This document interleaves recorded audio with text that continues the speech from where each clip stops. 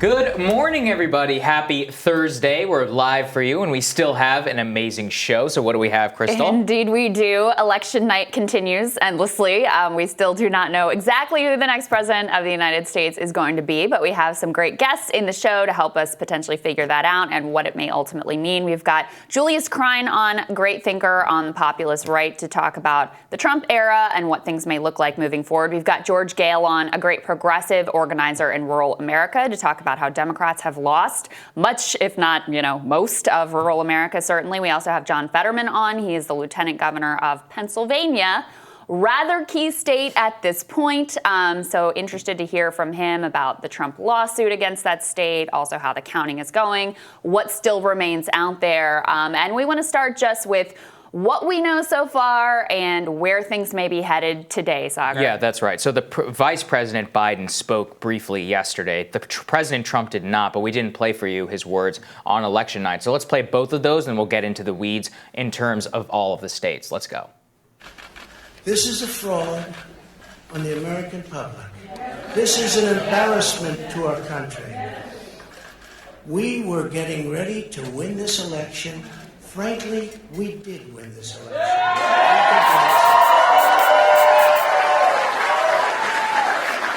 So our goal now is to ensure the integrity for the good of this nation. This is a very big moment. This is a major fraud in our nation. We want the law to be used in a proper manner. So we'll be going to the U.S. Supreme Court. We want all voting to stop. We don't want them to find any ballots at 4 o'clock in the morning and add them to the list. Okay? It's a very sad moment. To me, this is a very sad moment, and we will win this. And as far as I'm concerned, we already have won. Now, every vote must be counted. No one's going to take our democracy away from us. Not now, not ever. And it's their will that determines who will be the President of the United States, and their will alone. And now, after a long night of counting, it's clear that we're winning enough states to reach 270 electoral votes needed to win the presidency. I'm not here to declare that we've won, but I am here to report when the count is finished, we believe we will be the winners. So really interesting. I mean, obviously, Trump there, we all knew he was going to say it. And he didn't think he tweeting all wasn't kinds going of to. crazy crap yesterday also. I would recommend not looking at it. Well, it's kind of hilarious because he was even subtweeting his own lawyers, telling them not. That they had the wrong strategy. Not subtweeting. He was just outright just being like, why are you not doing this? Anyway, as I said at the time, it's basically like a vaccine. You can say you have one, but until you actually have one, that's the only thing that really matters. The Vice President out there, Vice President Biden saying that, we're on track, all that. They kind of expect, the Biden campaign says they expect for the race to be called today. Let's see. So let's start going through some of these states. Georgia, by far, right now, the closest state. Let's throw that up there on the screen. You can see the vote tally of 2.4 million there for President Trump and also 2.4 million there for Vice President Biden. They're separated by about 25,000 votes or so. Now, there's 25,000 votes left to be counted in the state of Georgia. This is according to the Georgia Secretary of State. And so as of 6:20 a.m., this was in Georgia, 18,500 votes separated President Trump and former Vice President Biden. So of those 25,000 votes, Joe Biden needs to receive 18,541 of those ballots in order to win the election. Now, just to give you some context, those are largely from these counties which are surrounding the city of Atlanta and which are more suburban. So the real question is it going to break the way that it needs to break? Razor tight, regardless, very likely headed for a recount in the state of Georgia. I don't think anyone knows which way Georgia is going to go. Yeah. Right now, the New York Times needle has it tilt Biden. There also is some ambiguity about exactly how many ballots remain to be counted. That, of course, becomes incredibly critical given the margin that needs to be made up here. Again, only 18,000 votes separate these two candidates, so it is it's as close as it can be. And at the end, regardless of, whatever this last batch is that comes in. It's going to continue to be razor thin. So I think you're right. Could be headed to a recount. This is also one of the states that the Trump campaign is suing. So the next state that it turns out is maybe the least clear and could ultimately end up being incredibly significant is the state of Arizona. So you'll recall we brought you on election night. Fox News went out on a limb and called the state of Arizona. The AP and a couple of other organizations followed thereafter. The Trump campaign vociferously objected. Yes. Reports say that Trump himself called Rupert Murdoch, as you predicted on election night. I knew it was going to happen. To yell at him. They brought out their head of the decision desk, who's like, you know, the data guy that they've had, the data nerd that they've had for years Since and 2008. years, to justify his decision. He's continued to be very, very confident. But as these results have come in, I would say that the Trump campaign has been vindicated. I think they were right. Look, I don't think anyone knows at this point. This is another one, like Georgia, completely unclear which way this razor-thin margin is ultimately going to go. But there's still a good number of ballots to be counted out of Arizona. Trump campaign has only a fairly narrow margin here to make up. And so will it ultimately fall to Trump? We really don't know. But I think that their objection that it was called too soon looks to have had a lot of merit. No, I think they were 100% correct. You could see Nate Silver also said he thinks that the networks, or he thinks that Fox and the AP should retract their call for the state of Arizona, largely because we need to explain about what those outstanding ballots were. So they were largely in the county of Maricopa, which we talked a lot about. That is a big suburban county. The question was whether it was going to go Trump, whether it was going to go Biden. Early indications said Biden. But the vote dump that came out of Maricopa County, this was late last night, had actually Trump up by 18 points. So that was, these were mail-in ballots, but only in the couple of days before the election, if that makes sense. Yeah. So now there are still some more outstanding ballots. Who's to say in terms of which way that breaks? It would have to break, I think, 6 for every 10 for Trump in order to win the election. So this is what to win Arizona. Well, this is what Silver said. He was like, look, if I had to bet, I think Biden's probably still going to pull it out. But I mean, way tighter and very, very conceivable that Trump does eke out an upset in the state of Arizona. This is one of the states where he has actually a better shot than some of the others that we're going to get to. And it's really key because if that state was called correctly, Biden only needs to win one of any of these other states, and it's over. He's over 270. And, you know, that's why, because AP and Fox called Arizona first, they could well be the first organizations to call this election. If they stick by that call of Arizona and say Nevada comes in, and we're going to talk to Nevada in a minute, then that puts Biden over the top, and they may pronounce him the next president of the United States. There's still legal challenges. We're going to get to all of that in a minute. But, you know, mostly what we said yesterday stands, that you would much rather be Team Biden right now. Yes. You can tell that you would much rather be Team Biden right now by the fact that the Biden campaign is like, count every vote. And the Trump campaign is like, let's count every vote in Arizona, but maybe not in Pennsylvania. And let's like recount in these couple of places. And these ones, let's just shut it down. So they clearly don't seem to have the math behind them at this point, but a couple of these states could go either way. Trump basically has to run the table in every one of these states right now, and it looks by the math that he is highly unlikely to do that. Now, the one state that does look likely to fall to Donald Trump is North Carolina. This was a state that, you know, very early on in election night, we had a pretty clear picture of where this thing was headed, and this, like all of these states, kind of a consistent theme.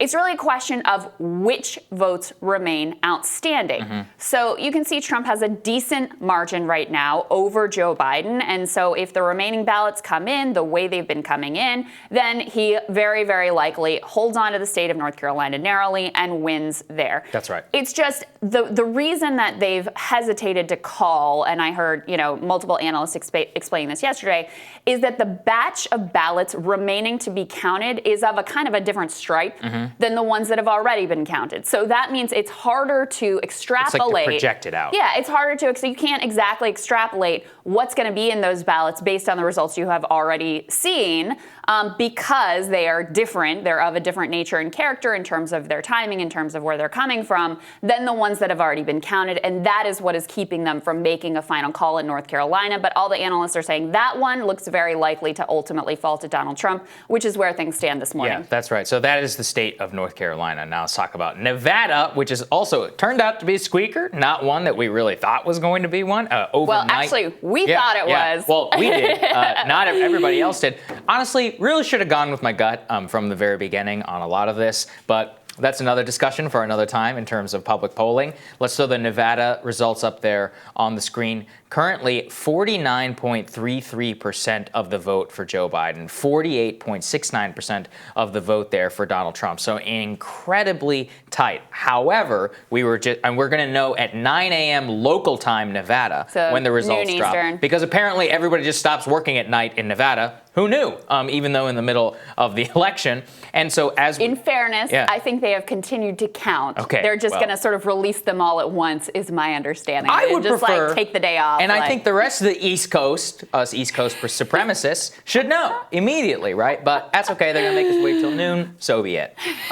So that's essentially where we're at right now. The remaining ballots to be counted, however, largely seem like they will be in favor of the former vice president. Largely Democratic votes. I think it was in Clark County as well. Yeah, so that's where Las Vegas is. Where Las Vegas is. And so it seems that those votes are likely to break for Biden, though nobody is calling it yet because, of course, it's just a little bit too close. So let me read to you. So again, Biden, this is a state where Biden has an edge, but it's extraordinarily narrow edge. The expectation is that he will end with a little bit larger, actually, of vote advantage than he has right now. This is from an analyst who's looking at what the Nevada Secretary of State is putting out there.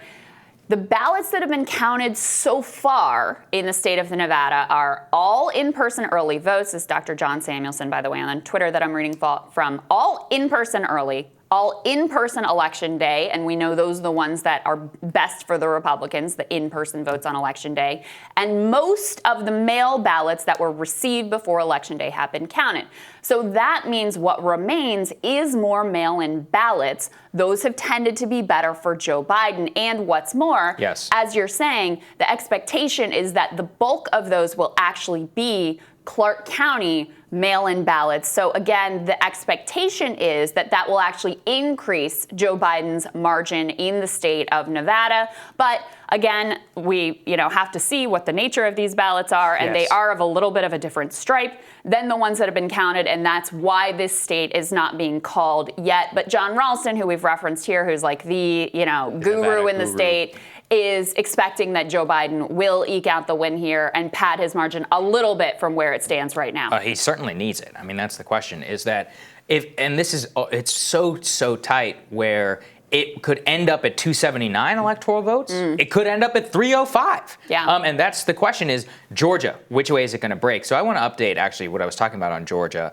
I just learned that it's not that 25,000 votes still need to be counted, but they have not tabulated 50,000. And because the former vice president only trails Trump by 18,000 votes, that's a way better situation for Joe Biden. I'd much rather beat Biden in the state of Georgia. Again, probably headed for a recount because there's a couple points there. Also, let's return now, I think, to Nevada, which is that once they call Nevada and its electoral votes, that means that if they can call PA, it's basically done. Yes. And if we're going to know Nevada at noon Eastern time, then PA could very likely be the tipping state of the election. So if we can begin to put those numbers up there on the screen, because I think this is where it gets really interesting. The current vote count in Pennsylvania doesn't appear to be tight. However, they have 89% of the vote only reporting in. So you can see that.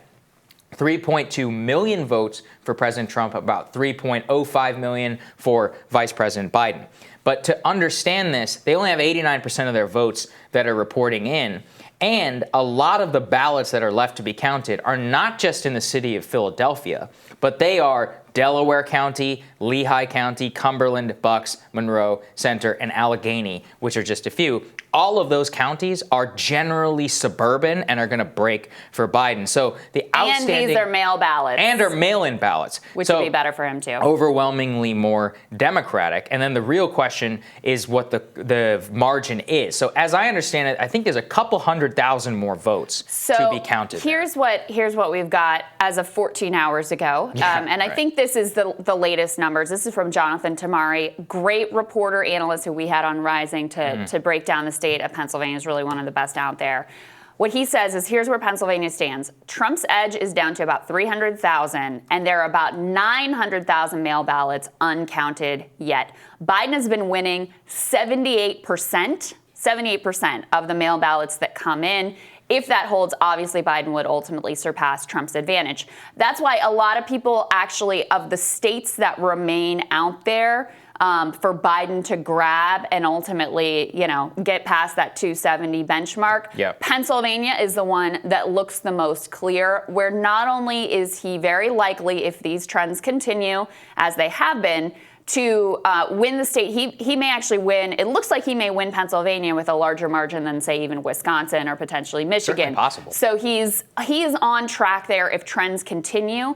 And this is maybe the state to watch today. It's certainly possible that they get these things counted. This is all. We should also say, this is the state that we kind of feared that things would come down to, and it is one of those states where we knew they weren't going to be able to count those mail-in ballots until Election Day. We knew that there may be this red mirage phenomenon where it looks like Donald Trump is winning in those industrial Midwestern states, Pennsylvania being one of them. As the mail-in ballots get counted, that it would shift to Joe Biden, and that looks to be like exactly what is happening. So it is entirely possible that the state of Pennsylvania gets called today, and Trump campaign has legal challenges. It doesn't look like they have any real significant leg to stand on at this point with any of their legal challenges, but it may drag out in the courts. But today we could find, if Pennsylvania gets called, we could have a very good sense that Joe Biden is going to be the next president. If he takes the lead in that state, that's actually the real question, and everybody needs to keep their eye on. This is interesting from Nate Silver. He says, in a lot of these ballot counting scenarios, the challenge is not so much in figuring out the margin that a candidate can expect to receive amongst a particular type of ballot, but in how many ballots that there are exactly. And I know how he feels because I keep trying to figure out, I'm like, how many more ballots are there to be counted in the state of Pennsylvania? And it remains unclear. Largely also, I think, because some of it has maybe not even been received or to be counted because those, they could postmark all the way up until Election Day, which means it could be like a week out more from there in terms of votes. Pennsylvania has a cutoff of November 6th. Right. So as long as your ballot was postmarked by Election Day and it is received by November 6th, it gets counted. So there is a hard cutoff in the state. Every state is different. There's a hard cutoff in the state of Pennsylvania. So you're right, though, that in many of these states, there's a guesstimate of how many ballots remain to be counted that can give you a sense of whether one can or the other can close the gap. But it's really hard to know definitively. In fact, it's impossible to know definitively exactly how many ballots remain because it depends on things that are continuing to arrive after Election Day. And again, these are people who voted before Election Day or on Election Day. These are all totally legitimate. It just takes a while for the Postal Service to ultimately get them there. So that's why there's this uncertainty. Yeah, and I'm reading in the Philadelphia Inquirer, the blue shift is already moving vote margins in Philly suburbs from Trump to Biden. So they're talking there about but I don't want to say with complete confidence because again, there's just no way in actually to know. So by Wednesday evening, this was only 38% by Wednesday evening, Biden had pulled ahead in one of these counties compared to Trump's 119,000. This was in Chester County, which is one that Trump had won by 10 percentage points last time around. This time around, Biden doing quite well there. So the suburban phenomena that we had predicted absolutely did come true. It's more just that a lot more minority voters voted for Trump than were expected, and white working class voters certainly turned out. The real thing, too, on a top-line level of all of this is the popular vote. The margins here are huge. Joe Biden has now won more votes than any person in American history, like 72 million votes. And Trump has won like 67 million, which makes the margin around the 3%. But that's ominously close to where it was last time around, and actually shows again about a 5-point polling miss. I mean, the polling projections from the beginning of this race were an 8-point popular vote victory for Joe Biden, and that is just not happening. That's when, I mean, we would have known on election night if it was something like that. This is almost as close as the 2016 election, which I think has a lot of lessons for everybody. I mean, we are going to be studying over the coming weeks what the hell exactly went wrong, because it wasn't just a polling miss. In fact, some of the most egregious polling misses weren't even at the presidential level. Right. Susan Collins did not lead a single poll in the state of Maine. Not one. Not I mean, one. we thought that one was done, over, It was wrapped off by up in a over bow. 10. I mean, she Crazy. did not lead in one single poll, and she ended up winning by a significant margin. Are there like shy Susan Collins voters? Like, Right. I mean, really, and it's the district level. Part of what gave us confidence in the overall polling numbers is because the district level numbers were matching up with what the national and state level numbers were saying, which is different from what happened in 2016. That's right. In 2016, the district polls were showing these canary in the coal mine of like, oh, there's this major shift underway in these more working class districts, and people kind of ignored it and just looked at the state polls, just looked at the national polls and said, and couldn't wrap their minds around anyway that Donald Trump could win. So when that canary in the coal mine wasn't there this time around, we kind of felt like, all right, they said that they worked it out. They said they're now taking into account education levels. That was a big learning from last time around. They say they've got this. And then it ends up being even a bigger miss than in 2016 in almost every state, and all in the same direction. So look, I cut him some slack in that have been saying here, if there was going to be a year where you have a massive polling miss, this would be the year, just because of the unprecedented nature of how we're voting, and the early vote being so massive and the turnout being absolutely mind-blowing, as you were just pointing out. But we didn't really hear any of that sort of humility or uncertainty in the projections that were coming out. So I really want to know what it is that went wrong, because essentially, I mean, this is like the destruction of the polling industry. Yeah. I will certainly never look at a poll the same way again. They were like, oh, we changed registered voters to likely voters, and we put an education screen on, and all. It's all BS, wrong. I mean, it's completely wrong. And I'm angry about it, because if you go and you can see, not only that, that district level stuff being wrong changed the way that people voted, not voted, but donated money, and people how spent money, right? Like millions of dollars. Because of these fake polls, Jamie Harrison got $100 million to lose by the same margin that Lindsey Graham's last opponent lost. Think about that. Not one extra point, not even one, that they put up against Lindsey. Amy McGrath, $100 million. We knew that one. That one we knew. But they burned almost $300 million here. Sarah Gideon now in Maine, same thing. I mean, these things were completely off the mark. They very, misdirected good people's money, good earnest people's money to different campaigns. I think there's something very wrong with that. I totally agree. And by the way, I think another story that we're going to have to explore about this election is like, how much does money matter? Especially when you're talking about, look, I think my view of money is that it really matters at the local level. Like, the smaller the races, the more it actually makes a difference. The more that your race is just determined by either the national headwinds or the national media or the local media, the less that money matters. So, for example, Amy McGrath, what did she raise? $100 million? Yeah, $100 million.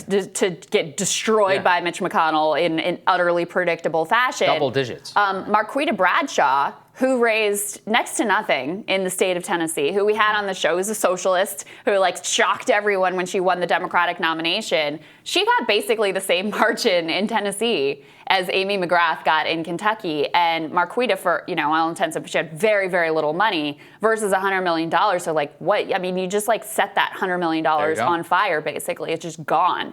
And if you look at the presidential level, Joe Biden had a massive cash advantage. Massive cash advantage. Super PACs, all that stuff. Hillary Clinton last time around had a huge cash advantage over Donald Trump. And I think particularly at the presidential level, the money just doesn't matter the way that the consultants want you to think that it matters. Why? Because, look, the TV consultants, they make millions of dollars creating and placing. It's all in the placement of these ads. And so, of course, they want you to believe that money is everything. But I think that's another piece of this that's just becoming increasingly clear, is that Democrats had a huge cash advantage in all of the major Senate races, essentially. Right. Huge cash advantage at the presidential level. And look, Joe Biden is probably going to eke out an incredibly narrow and nerve-wracking victory, but the money was not the thing that handed it to him. And look, it's not just that. Republicans won 10 seats in the House. You hear anybody talking about that? I mean, they had all these people saying like, oh, Texas. Now, Texas, not only did Texas not go blue, they thought there were all these down-ballot races that were going to get. A lot of congressional races. They picked up seats in the state of Texas. A lot of those people won back some of their seats. Or, who was it? Donna Shalala down in Florida lost. Yeah. I mean, Sherry Bustos, it was super close. Has that race been called? I actually don't think it's even been race been called, but she's the DCCC chair. Who are the people in charge of keeping the House? She can barely keep her own seat. She's the one who's this is a whole other thing that I can't wait to dig into. And you know what these people have the nerve of saying the problem was, oh, it's all the fault of the left. I mean, exactly as we predicted, because it was a bunch of blue dogs who got problem solver types who either got wiped out or had major scares. Abigail Spanberger, another one here in suburban Virginia, that it looks like is going to incredibly narrowly hold on to her seat. But, you know, their whole thing is like, oh, it's all the fault of AOC. That's why. We just couldn't separate ourselves from AOC.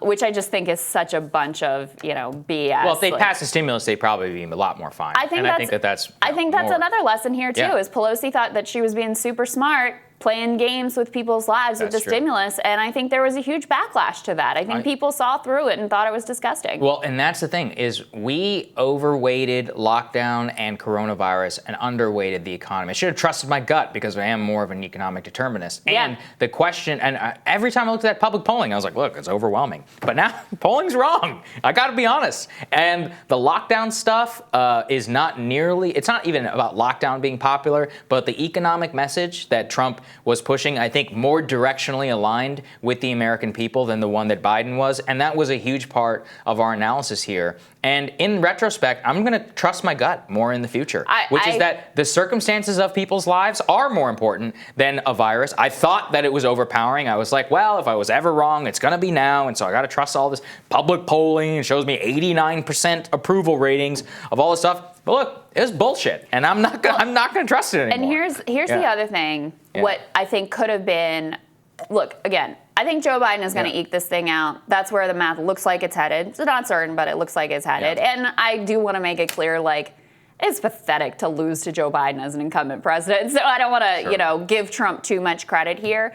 But I do think that one of the other gut level analyses that we were willing to talk about here, and almost nobody else was, is people looked at Joe Biden, they're like, I don't know if he's that guy's, weak dude. I don't know if he's up to the task. And so the idea that he's going to have like this fulsome, incredibly effective, competent coronavirus response either, I'm not sure that people really bought that. Like if they're thinking, even if they're voting on coronavirus, I'm not sure that they looked at those two individuals and thought that Joe Biden was 100% ultimately going to nail it.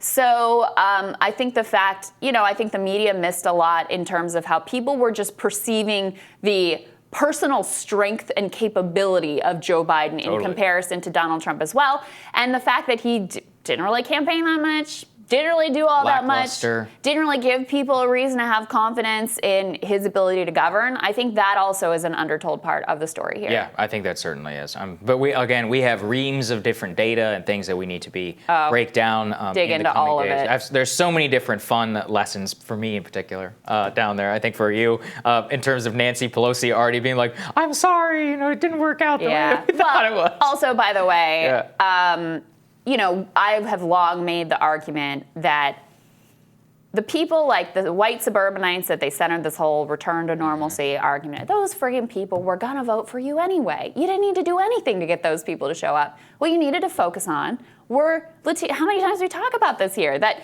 Bernie had strength with Latinos. And why was it? Because of healthcare, because of wages, because of jobs, because he had this economic focused bread and butter message that landed and he bothered to communicate. Those are the groups that you need to worry about. You need to worry about young voters who don't turn out in as reliable numbers as senior voters. So when you go with the guy whose strength is with the people who are already going to show up, you put yourself at real risk. Yeah, and I think this was the risk. I think that has really been validated here as well. Oh, it certainly has. All right. Coming up, Trump 2020 campaign advisor, also known as the White House press secretary, Kayleigh McEnany, appeared on Fox in her campaign role to see if litigation in Pennsylvania will have to be pursued. So journalists Zed Jelani and Democratic strategist Jennifer Holdsworth are going to react to her remarks and Fox really pressing her. That's when Rising returns.